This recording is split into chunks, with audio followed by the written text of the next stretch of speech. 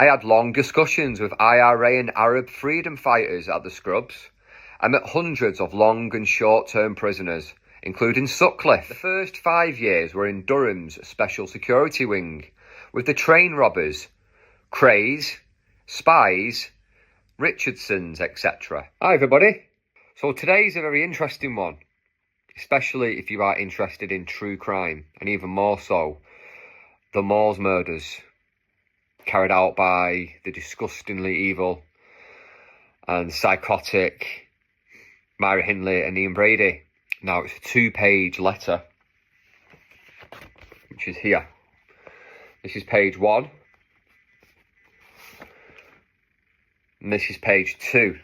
It is addressed to solicitors on the 4th of July, 2013.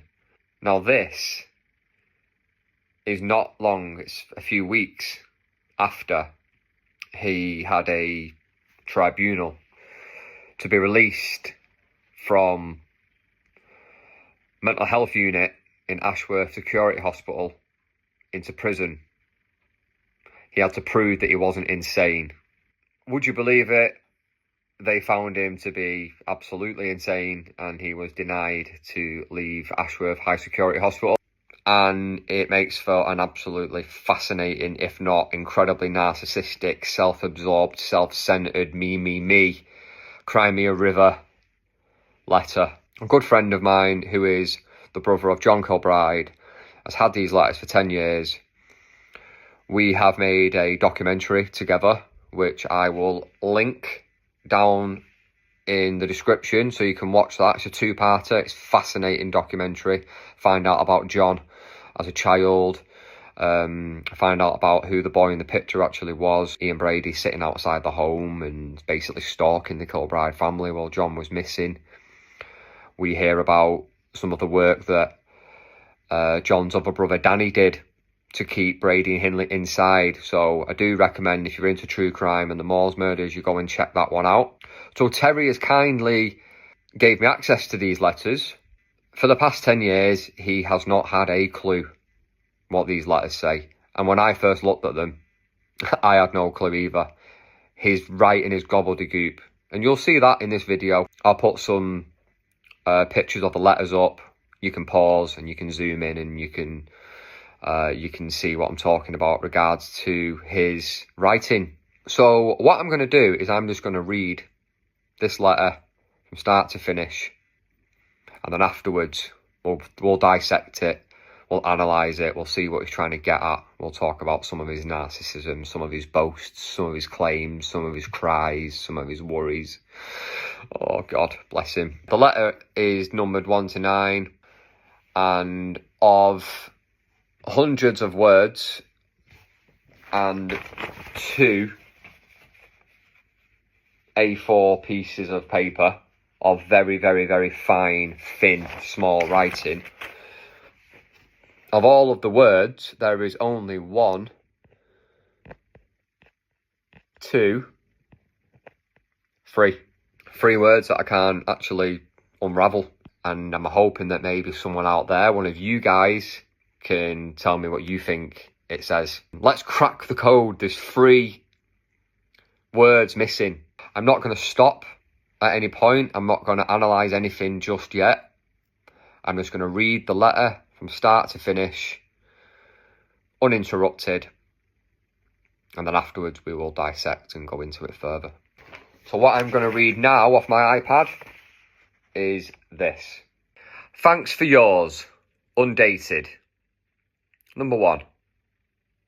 RE £250,000 wasted by Ashworth medical mediocrities, manipulating a politically motivated tribunal into demonising blank, one of those words I don't know, into demonising blank, breadcrumbs and broomsticks, in a mantra of discredited psychiatric fabrication and abuse, designed to distract public attention from the lack of reasonable, pertinent evidence. Number 2. As no transcripts were/are made of all my previous closed tribunals, Ashworth's Dr. J. Collins was able to repeat the same discredited psychiatric fabrications rejected entirely by this tribunal at a previous hearing in favour of accepting the evidence of Dr. Adrian Grounds, my main expert witness. Dr. Collins' excuses for mendacity were also rejected.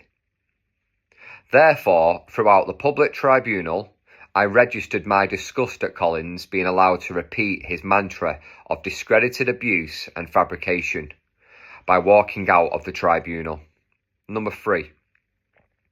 The pathetic petty abuse which Collins and his rubber-stamped witnesses employed to smear, discredit and distract revealed more about Ashworth's collective culture of applied ignorance and malice than it did about me. Those listening in the real world would have doubted their senses. Number 4. However, their disbelief is echoed in Inside Ashworth, 2007, by former highly qualified staff who resigned, quote, to avoid being made mentally ill by Ashworth administration. An administration whose staff, quote, promotes public fear of patients and, quote, wallows and revels in the notoriety of patients, demonising patients to glorify staff. A hospital that makes its staff mentally ill must be unique, and logical extension suggests much about the staff who haven't resigned yet. Number 5. My having avoided newspapers and main news channels since 1998, the daily format of PC dumbed down, half has even infected the BBC. Especially after the Blair/Campbell sexed up dossier. A criminal attempt to destroy and control. Al Jazeera and Text are my news sources now. Number 6. Stanislavski? When 14, I studied psychology at Shawlands Academy, Glasgow. Later, I passed, with excellence, courses at Aldermaston College and more at the British Institute of Practical Psychology. Ashworth attempted to stop publication of my hardback book on criminal psychology, The Gates of Genius, the proceeds of which went to charity. My 20 years in max security prisons. The first 5 years were in Durham's Special Security Wing, with the train robbers, Crays, Spies, Richardsons, etc. After 3 riots, conditions improve, and I cooked daily meals for the prisoners on my landing, while Ronnie Cray cooked for those on his. If proof is required that I mixed with these prisoners, see Kate Cray's series, Hard Bastards, Channel 5, including Albert Reading's interview, my next cell neighbour for 2 years. I then spent 7 good years at Wormwood Scrubs, where I was barber. I also continued translating books into Braille for 20 years for schools for the blind. I had long discussions with IRA and Arab freedom fighters at the Scrubs. I met hundreds of long and short-term prisoners, including Sutcliffe, and played John Stonehouse in the chess final. The match ending up as a Q&A in Trivial Pursuits. I won a blank, another word I don't know. I won a blank prize for oil painting. This thumbnail sketch encapsulates prison conditions of half a century, with the 1960s/70s better than the present. Number 8. The 1989 letters, ? Topping was more occupied by his exclusive book deal / blank with Jean Ritchie of The Sun. Anything or anyone which threatened the exclusive was sidelined / downgraded / discredited to maintain maximum profit. However, I took action through the Attorney General, forcing Manchester Police to sue Topping for breach of confidentiality. The book was taken off the shelves, the publisher fined £50,000, and Topping had to pay 72% of all his profits, plus the legal costs of both Manchester Police and himself. Number 9. Doctors on tribunals are supposed to be entirely independent. The doctor on mine was employed by Ashworth, hence my heated exchange with him. What some interpreted as evasiveness by me was actually discussed with the obvious setup and decision I had predicted would be. Yours sincerely, Ian Brady. P.S. Excuse my handwriting caused by 14 years medical neglect of my cataracts by Ashworth. Wow. Quite the letter. So, where do we begin? Let's look into it a bit further and dissect it. He has his own stamp. Let me show you. Now, if you look at it, Mr. I. Stuart Brady, with that picture to the left, it looks quite creepy, that picture, actually. If you actually really study that picture, I can see a face. Now, I could be clutching at straws there. It's almost like he's got his own branding, his own design. And I think someone like Brady, a murdering sociopath, narcissistic Satanist, shouldn't have their own branding, their own sort of badge. Do other people have this logo? Do other patients have it? If you do look at that picture, I can see a child's nose, eyes, forehead, hair, and it looks like they're flipping the middle finger. What is this logo? What does it mean? Who designed it? And why does he get it? Moving on to Brady's style of handwriting. It's very professional-like. It says a lot about his personality, sense of self-importance, and how he viewed himself. Very hard to read, as we already know, because it took me 3 weeks to turn it from gobbledygook into plain English. Maybe it's intentional, so people have to really study hard to unravel what he's saying. Maybe he's done this to show his superiority. The mere mortals can't read the great Ian Brady's writing. You know, we're all peasants. Is that how he viewed us? Or is it his cataracts? Is it Ashworth's fault? Starts a letter like this. Thanks for yours, referring to a letter he's received. Undated. Instantly. Passive aggressive. Straight away. His superior ego comes straight into play, as Brady always dated his letters. The instant passive aggressiveness and the subtle angry opening is beyond narcissistic. For this excuse of a man who tortured and murdered at least 5 innocent children to be annoyed and angered by a letter being undated just shows what a self-absorbed sociopath he was. He's unable to fathom why he's even writing letters in the first place. He would not be in a position to be sending and receiving documents from solicitors had he not committed the disgusting crimes that he did in the first place. Killing 5 kids is fine, but how dare you not date your letter? Shame on the solicitor. There's 9 points. Let's look at number 1.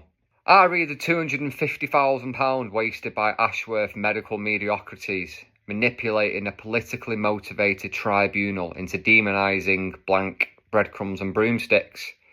No idea what that means, breadcrumbs and broomsticks.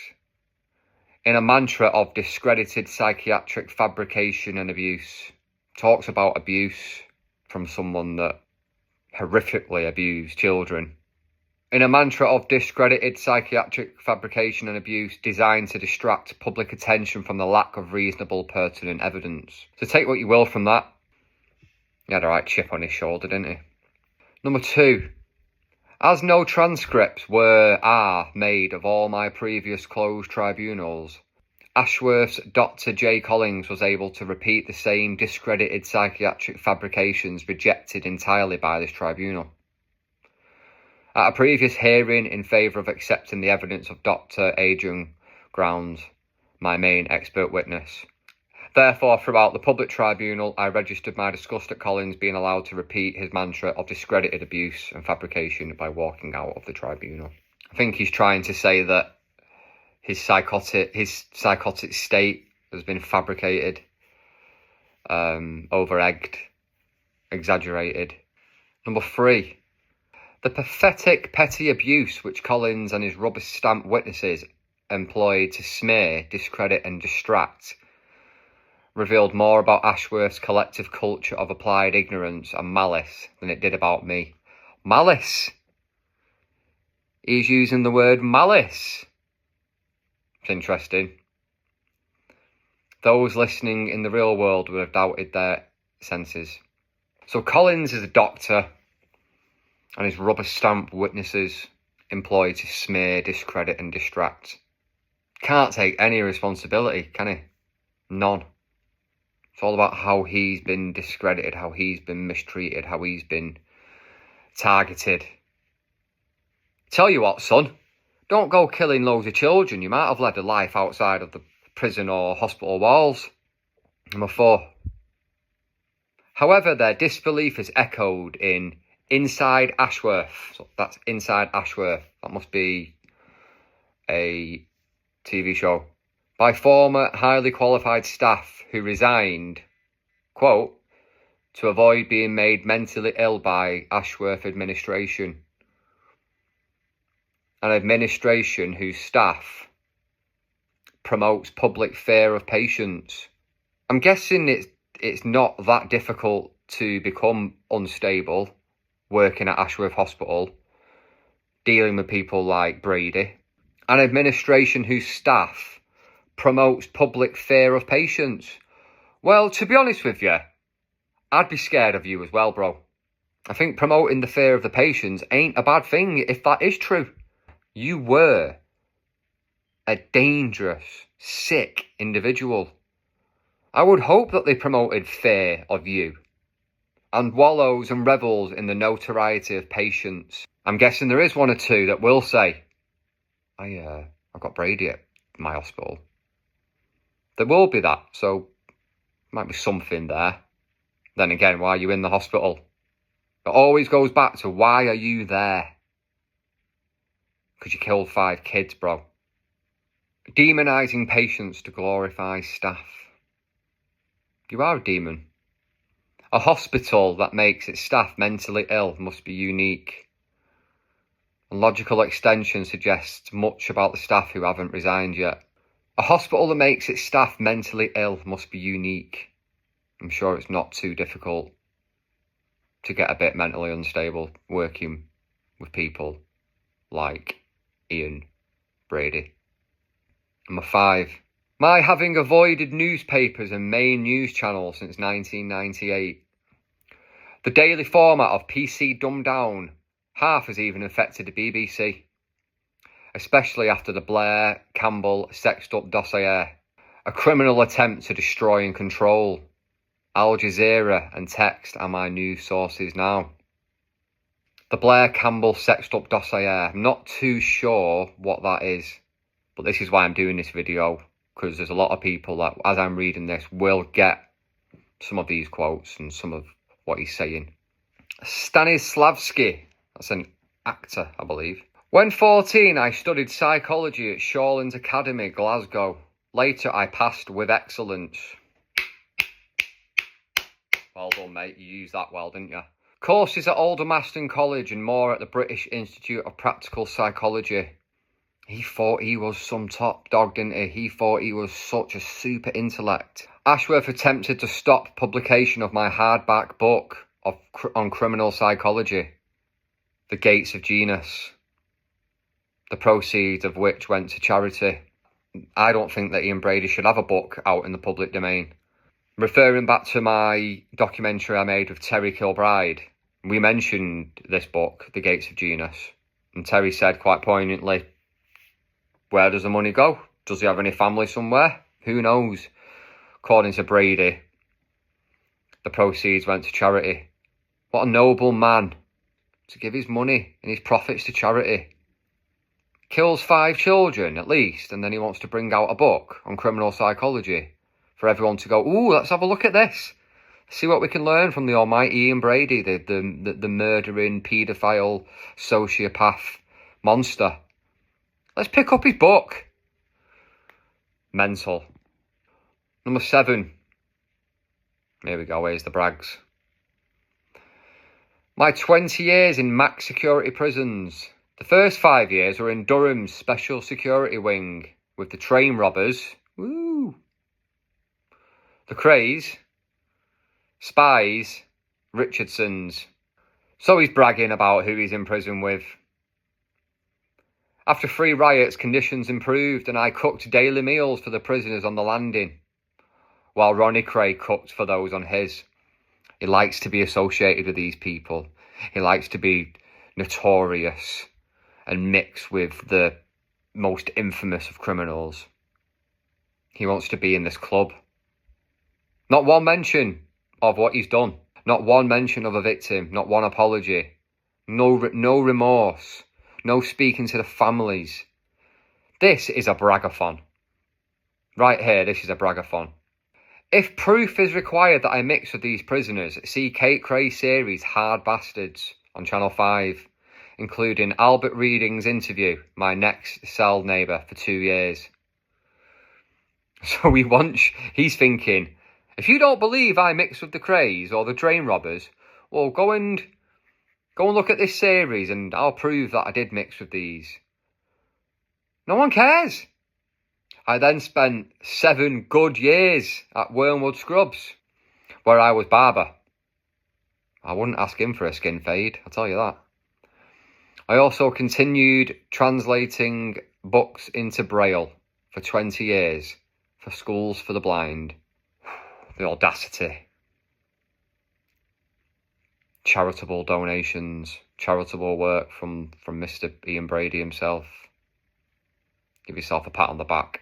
I had long discussions with IRA and Arab freedom fighters at the Scrubs.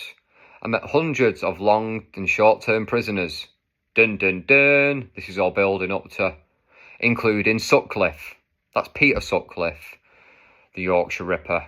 So he wants to get that in as well, that he was mixing with the Yorkshire Ripper.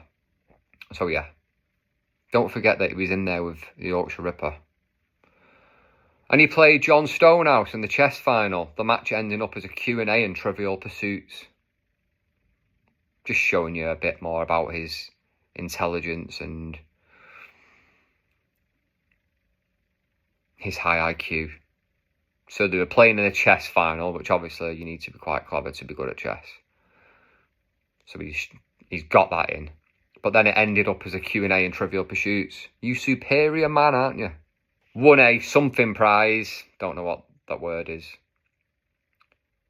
But you can look back in the video and see what you think. For an oil painting, this thumbnail sketch encapsulates prison conditions of half a century, with the 1960s and 70s better than the present. Well, I'm glad that they got worse over the years. Maybe it was too comfortable back then. And I'm glad it's got worse. Maybe this is why he went on hunger strike in the 90s to be moved out of prison. Number 8. The 1989 letters. Topping was more occupied. Now this is a police officer, Topping, or an inspector, detective. Topping was more occupied by his exclusive book deal, blank, with Jean Ritchie of The Sun. Anything or anyone which threatened the exclusive was sidelined / downgraded / discredited to maintain maximum profit. However, I took action through the Attorney General, forcing Manchester Police to sue Topping for breach of confidentiality. The book was taken off the shelves, the publisher fined $50,000 and Topping had to pay 72% of all his profits, plus the legal costs of both Manchester Police and himself. Not got too much to say about that. People that work on the case that want to bring books out. I think it's a bit of a grey area. I think people have rights to know the side of the story from the people that are heavily involved in it, but at the same time profiteering off child murder and torture. So, grey area, reaching the end here now. Doctors on tribunals are supposed to be entirely independent. The doctor on mine was employed by Ashworth, hence my heated exchange with him. What some interpreted as evasiveness by me was actually discussed with the obvious setup and decision I predicted would be. Now, if that is true, that is wrong. However, I'm sure there's more to it than that, because these are the words of Ian Brady. Yours sincerely, Ian Brady. P.S. Excuse my handwriting. Well, thank you for that, because it was bloody hard to read. Excuse my handwriting, caused by 14 years medical neglect of my cataracts by Ashworth. So blame. Let's play the blame game. No shame. Unbelievable. Everything is someone else's fault. Not a single word on John Kilbride, on Keith Bennett, on Leslie Ann Downey, on Pauline Reed, on Edward Evans. Just all about himself. This man died in 2017. He went into a small urn out to sea that dissolved as soon as it was thrown into the sea and dispersed. He is gone. Thank God. And it's just a shame that he took Keith Bennett's location with him. So there you go. There's a letter that my friend's had for 10 years and he didn't have a clue what it said. Well, it's all there. Thank you for giving me these letters to break down and analyse. Quite shocked with some of the content to it, but I wasn't shocked about the bragging and about the me, about his achievements, about who he shared prison with, name dropping, blaming, naming, shaming. Doesn't surprise me. The ultimate narcissistic person, I think, is Ian Brady. Rest in hell with Myra. I hope that this letter has shed some light into what this person was like. He sent letters to Winnie Johnson. He sent letters to Anne West, the mother of Leslie Ann Downey. He sent letters to a number of family members. No remorse. Mind games. False hope. Needling. Teasing. Trolling. Leave me your thoughts in the comments. Tell me what you think about certain quotes. Tell me what you think about how the letter comes across generally. If you can work out any of the 3 missing words, let me know. But just give me your thoughts and your feedback on this video. If there's anything that I've missed reading this letter back, let me know. I might have just skipped past something which I could have dived into a little bit more. I hope you can take something away from it. Let me know in the comments if you want me to do more true crime content, because I will do. I'm always uploading content 2-3 times a week with a few random shorts and stuff like that. Like and subscribe to the channel, because it does let me know that you're enjoying the content. It does let me know it gives me impetus and a drive to keep making more. Let me know what you'd like me to cover next. If there's any true crime that you'd like me to talk about, I'm open to suggestions and other options. Like and subscribe, because there will be more true crime. There will be more original documentaries. There will be more interviews with actors and notable people in society and sports stars, because I do things like that. I just interviewed a top 10 darts player, which was a lot of fun to do. I don't just do this dark sort of stuff. I do fun, tailor-made interviews.